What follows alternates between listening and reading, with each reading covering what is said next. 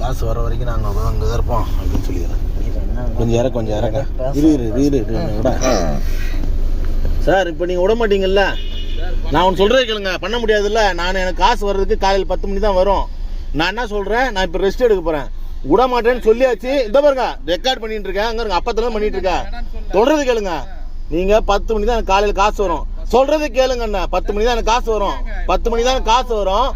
நான் என்ன சொல்றேன், நீங்க விட மாட்டீங்கன்னா நான் பாட்டு வேலையை பார்த்து தூங்க போறேன்.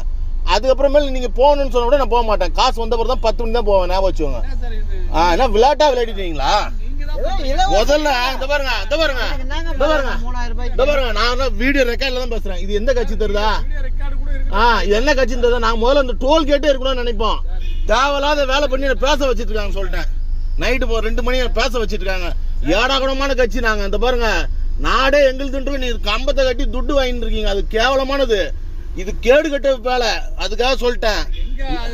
என்னது எங்க பேச விட்டாதனையா?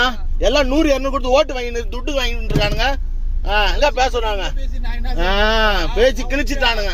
உங்களை மாதிரி பண்ணுங்க. உங்களை மாதிரி நீங்க உங்களை சொல்றீங்க. இது நான் உங்களுக்கு பேசல. உங்களை மாதிரி பண்ற ஆளுங்களுக்கு தான் பேசுறது. புரியுதா? நீங்க அப்படியே ஒழுக்கமா இருந்தீங்கன்னா நாங்க ஒழுக்கமா சம்பாதிச்சிருப்போம்.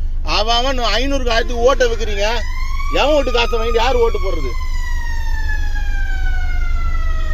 நீ விடு, பணம் கட்டல. நீங்க காசு வரட்டும், நான் அப்ப கட்டிட்டு போறேன். அது வரைக்கும் நான் உட்காந்துருக்கேன்.